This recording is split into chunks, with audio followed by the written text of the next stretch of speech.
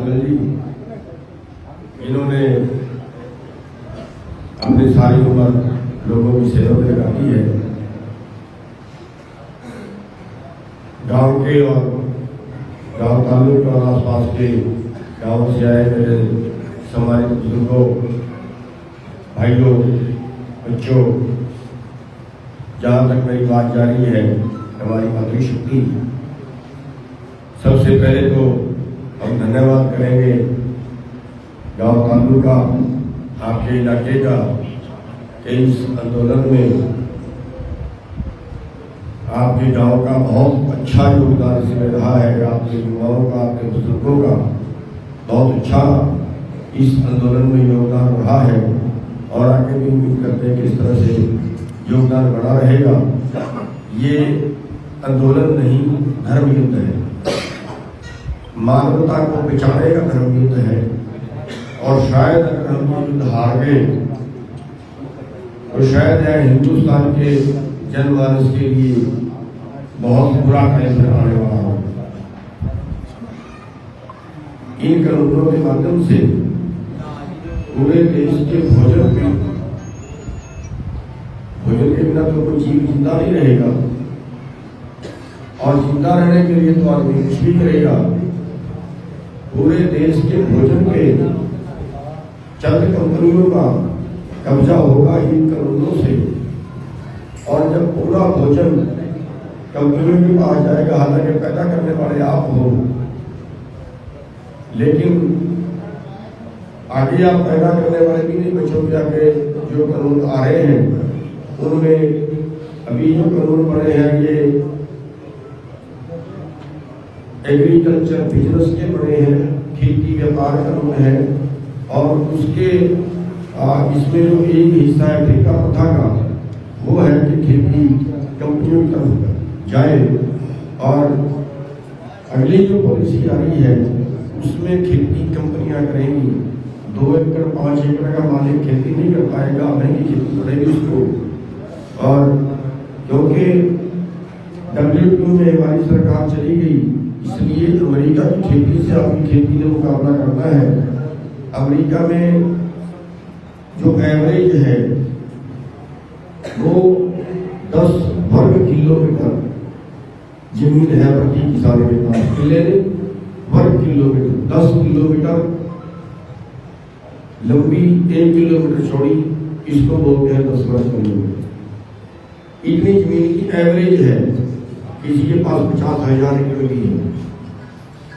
आपके पास 82% लोग हैं जिनके पास 2.5 एकड़ से कम जमीन है। हिंदुस्तान की तरह जमीन है, इसलिए हिंदुस्तान की तरक्की नहीं है। लेकिन अब कानून ये बढ़ गया है कि अगर गेहूं अमेरिका से सस्ती मिलती है तो अमेरिका से खरीदें, अगर हिंदुस्तान के भारत के किसान से सस्ती मिलती है तो भारत से खरीदें। तो सीधी सी बात है, जब बड़ा प्लाट में खेती होगी, एक ही जगह एक ही आदमी के पास 20,000 एकड़ होगा तो उसको सस्ती पड़ेगी, उसकी सारी खेती मशीन से होगी। और इस तरह करके आप आज देख रहे हैं, अगर आप आज बाजार में गेहूं बेचने जाएं तो आज 1600 का भाव है। अगर आप बाजार में बाजरा बेचते हैं तो 1200 रुपये का भाव है। MSP तो 2200 रुपये है। गेहूं का MSP तो 1950 था, लेकिन आज आप बाजार में बेचो 1600 रुपये है।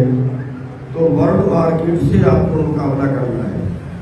मक्का आप खरीदोगे तो बाहर से 1100 रुपये मिल जाएगा। आप ब्राजील से चीनी खरीदोगे तो आपको 25 रुपये मिल जाएगी। अगर आप मलेशिया से खाने वाला तेल खरीदोगे तो आपको यहाँ से आधे रेट में मिल जाएगा भारत से। तो ये जो वर्ल्ड मार्केट में हमारा देश चला गया, WTO में जो चला गया है, पूरी दुनिया का व्यापार इकट्ठा हो गया है, तो उसमें आपको मुकाबला अमेरिका जैसे देशों से करना है और वो किसी हाल में हो नहीं सकता। इसलिए जो अगला पड़ाव है वो ये है कि आगे कंपनियां खेती करेंगी। एक ही जगह पे 2,000, 5,000, 10,000 एकड़ का प्लान होगा और उसमें सारी कंपनियां खेती करेंगी, आप लोग खेती कम नहीं बचेगी। तो इस पॉलिसी पे देश चल गया। ये तो खेती का मैं मामला बता रहा हूँ, वैसे देश के जितने बिजनेस हैं, दुनिया के बल्कि ये कह लीजिए जितने बिजनेस हैं वो सब कंपनियों में जा रहे हैं। उदाहरण के तौर पे हॉस्पिटल है, हॉस्पिटलों में कंपनियां आ गई, बड़े बड़े हॉस्पिटलों में कंपनियों ने खोल लिए। आप एक रात भी इलाज कराओगे तो 1 लाख रुपये में पूरा के तुम्हारा बराबर का कारोबार पोल्ट्री फार्म होता है। इसमें एक अंडे वाले मुर्गी के बराबर होता है। बड़ौदा में 2004 में कंपनी आई है, आज 95% कारोबार पहुंच रहा है। सेब है, सेब में छोटे व्यापारी को भगा दिया गया है, बड़ी कंपनियों के पास आ गया है। आज अडानी 25 रुपये में सेब खरीद रहा है और 250 रुपये में बेच रहा है। तो 4 साल पहले दाल से स्टॉक सीमा हटाई थी महाराष्ट्र की सरकार ने। आपसे 7 रुपये दाल गिरती थी और फिर आप लोगों को वापिस 200 रुपये की दर बेची थी। तो पूरा जो पूरा कब्जा है, रोटी के ऊपर जो कब्जा है वो पूरा कंपनियों का होगा। और जब कंपनियों का कब्जा होगा तो फिर वो देश को भूखा मारेंगे। तड़पता आदमी किसी भी भाव पे खरीदेगा, तड़पता आदमी उनकी कोई भी बात मानेगा। तो इसलिए ये आंदोलन लड़ना जरूरी है। हमारी आदमी जो देश की 60% आबादी है उसकी जीविका खेती है।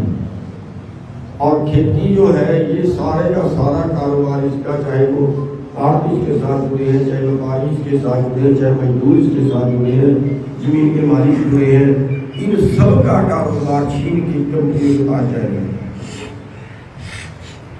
बाजार का कारोबार में जो बाजार है, आप देख रहे हैं कि ऑनलाइन बिजनेस 2024 तक 4 गुना होने वाला है। पूरा बाजार का कारोबार भी कंपनी हो जाएगा, बाजार भी खाली होगी। अब इतनी बड़ी जनसंख्या बेरोजगार हो जाएगी। अमेरिका में तो जनसंख्या कम है, वहाँ तो जिंदा रहने की सरकार की गारंटी है। वहाँ तो आदमी बीमार होगा उसको टेलीफोन करना है, एम्बुलेंस आएगी, बीमार आदमी को लेके जाएगी, इलाज करा के घर छोड़ ले जाएगी।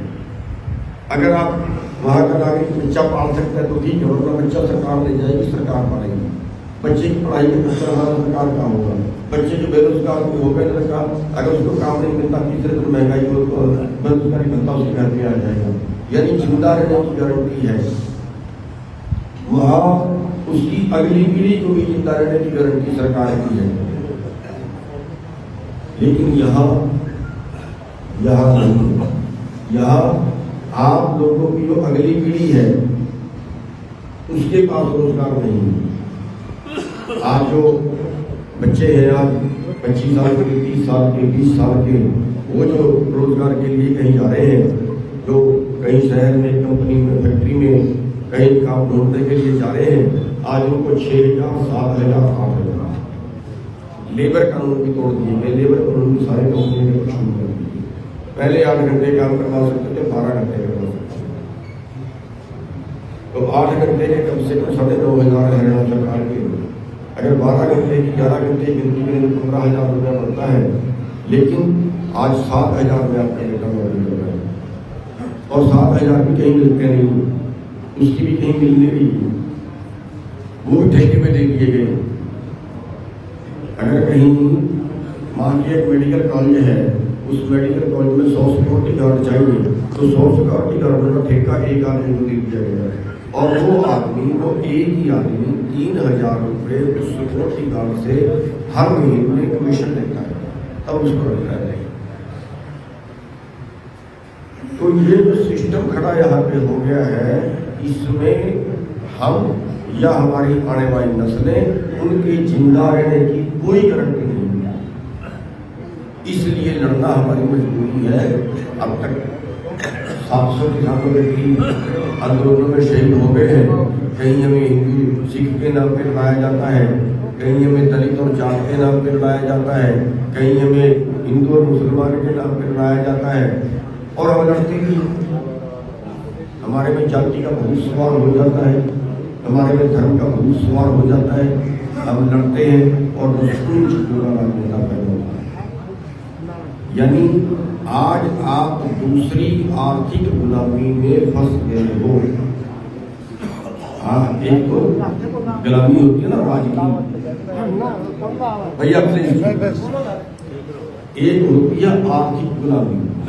आज आप आर्थिक गुलामी में फंस गए हो। आर्थिक गुलामी का मतलब होता है पहले भूख दो फिर भीख दो, पहले कंगाल करो फिर आप 6,000 रुपये साल के, यानी 2,000 उन्होंने दिए इलेक्शन से पहले और 2,000 दिए उन्हें मिलता। पहले भूख दो फिर भीख दो। वहां पे हम पहुंच गए हैं। आज 20 करोड़ लोग हमारे देश में गरीबी इस स्तर पे आ गए हैं कि उनको पेट भर का खाना नहीं मिलता। आज 32 मिनट में एक किसान कर्जे में आत्महत्या करता है। अन्नदाता, देश का पेट भरने वाला, हर 32 मिनट में एक किसान कर्जे से आत्महत्या करता है। कितना कर्जा है आपके पास? किसी के पास 2 लाख होगा, किसी के पास 5 लाख होगा, और वो भी आपके कारण नहीं हुआ, वो भी सरकार की नीतियों के कारण हुआ। इसलिए नीतियों के कारण हुआ कि आप जो पैदा किया उसकी कीमत बड़ी नहीं है। हर 7 साल में किसान की आमदन दूसरे वर्ग से आती रह जाती है। हर 7 साल सरकार का आंकड़ा है, हर 7 साल में किसान की आमदन दूसरे वर्गों से आती रह जाती है। उदाहरण दे देता हूँ आपको। अगर 1967 में कर्मचारी की तनख्वाह 100 रुपये थी, आज उसकी बढ़ के 40,000 हो गई, यानी 400 गुना बढ़ गई। और आपका जो गेहूं का भाव था वो 1967 से आज तक केवल 29 गुना बढ़ा है। अगर आपका भाव भी 400 गुना बढ़ जाए तो आज भी उत्तर खेती, आज भी आप बाजार के लेवल पे खड़े हो। आप सोना खरीदते हो, सोने में जो किसी भी देश की अर्थव्यवस्था घूमती है। 1970 में 2.5 क्विंटल गेहूं का 1 तोला सोना था, आज 25 क्विंटल गेहूं का 1 तोला सोना है। 1 तोला सोना खरीदने में ही आपको 10 गुना गेहूं ज़्यादा देनी पड़ेगी। ये कारण आपको टूटेगा। और फिर उसके ऊपर करोड़ता, अगर आप 2 लाख का कर्जा नहीं देते हो तो बैंक वाले आते हैं, कुर्की करते हैं, किसान मर जाता है। पूरे देश का जो एग्रीकल्चर का कर्जा है वो करीब 7.5-8 लाख करोड़ का है। एग्रो इंडस्ट्री का कर्जा अलग कर देंगे, शुगर मिलों का, सेलरों का, इनका कर्जा अलग कर दें तो एग्रीकल्चर का जो कर्जा है वो 7.5-8 लाख करोड़ का है, जिसमें हर 32 मिनट में एक किसान मरता है। और इसी देश में 50 हजार करोड़ एक ही आदमी ने मार दिया। यानी आज 15 लाख करोड़ का एनपीए जिसको बोलते हैं, जो बैंकों का मार लिया और बैंक के पास कोई रास्ता नहीं है उस पैसे को वापस वसूलने का। 15 लाख करोड़ जो उसमें सारा का सारा कारपोरेट का है। यानी चंद लोगों ने देश का 15 लाख करोड़ मार लिया और एक भी आदमी ने आत्महत्या नहीं की, क्योंकि उनके लिए कानून दूसरे हैं, आपके लिए कानून दूसरे हैं। इसलिए ये लड़ाई जो है बड़ी कड़ी होकर लड़नी पड़ेगी।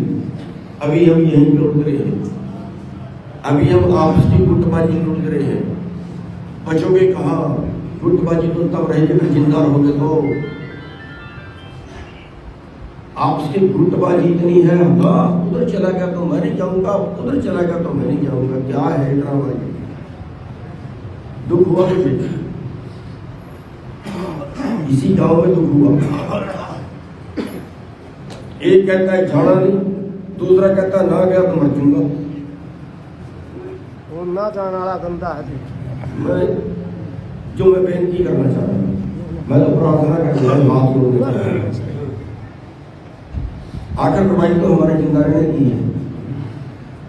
हम अपने लिए लड़ रहे हैं क्या? कैसे जीतोगे, कैसे बचोगे? अरे ये तो वो लड़ाई है जिसमें हम सब इकट्ठे होकर लड़े तब भी जीतना मुश्किल है। 700 मर गए हैं कि सड़कों में बैठे, किसने पूछा है?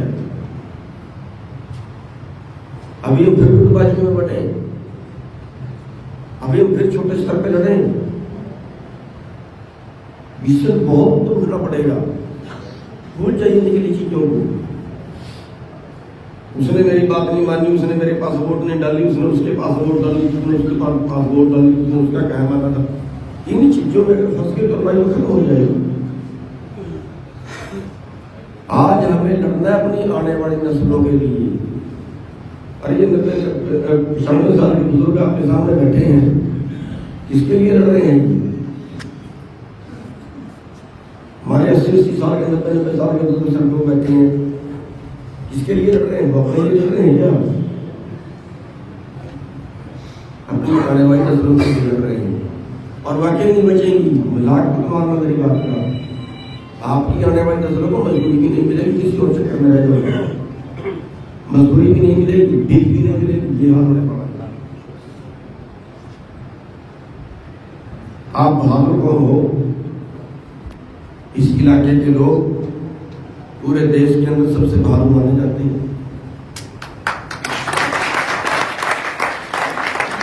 लेकिन हमें बहादुरी सरकार के विरुद्ध नहीं, आपस में नहीं, आपस में हम भाई हैं।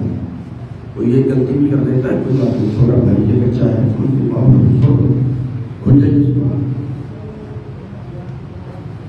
इसलिए इस लड़ाई को हमने मुकाम तक पहुंचाना है। उस मुकाम तक पहुंचाने के लिए हमें एकजुट होकर लड़ना पड़ेगा। ये लड़ाई केवल जाटों की नहीं है, ये लड़ाई केवल पंजाब की नहीं है, ये केवल लड़ाई केवल सरदारों की नहीं है, ये लड़ाई देश के हर नागरिक की है। समझाना पड़ेगा। अपने मजदूरों में भी जाइए, हम तो अपने खेत में अपने गेहूं धान अपने लिए बीज लेंगे, लेकिन जो मजदूर भाई हैं वो तो सारे का सारा मोल लेके खाएंगे। उस पूरे का पूरा राशन कंपनियों से खरीदना पड़ेगा, उनसे खरीदना पड़ेगा पूरे का पूरा राशन। कंपनी कोई परमात्मा नहीं होती, उनका भगवान कैसा होता है। वो ये नहीं देखते भाई लागत कितने की आई, बेचना कितने पे है। वो ये देखते हैं कि तेरे को जरूरत कितनी है, कितने में खरीदेगा, उसके हिसाब से भाव तय करते हैं, ब्लैक करते हैं। तो इसलिए मेरा अनुरोध है कि जो हमारे मजदूर भाई हैं, जो हमारे शहर वाले भाई हैं, उनके पास भी जाइए, उनको भी समझाइए, उनको भी साथ में बोलिए और इस लड़ाई को मुकाम तक पहुंचाइए। और आप लोगों को धन्यवाद भी है जो आप कल विशाल यात्रा यहाँ से जाएगी। तो यहाँ के जो नौजवान हैं उन्हें धन्यवाद दी है। पहले भी वो बहुत से तरीके अपनाकर इस आंदोलन में भाग ले रहे हैं, लोगों को जागृत करने के लिए, सरकार को अपना संदेश देने के लिए। तो उनके धन्यवाद दी है। जो है युवाओं की टीम है वो मिसाल में टिकरी बॉर्डर में कल जा रहे हैं।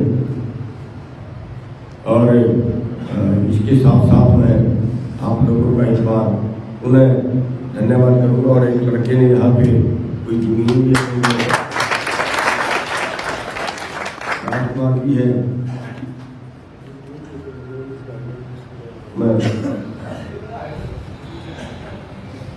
इन्होंने घोषणा की है कि मेरे पास 1.5 एकड़ जमीन है, मैं शहीद किसानों के स्मारक के लिए या जो भी संयुक्त मोर्चा है उसके लिए देने के लिए तैयार हूँ। तो मैं प्रार्थना करूँगा, इनसे भी करूँगा और मैं प्रार्थना करूँगा सभी भाइयों से कि हमने इन्होंने दे दी, हमने ले ली, हमारे पास आई मांगी, लेकिन हम किसी का रोजगार नहीं चाहते कि उसकी आने वाली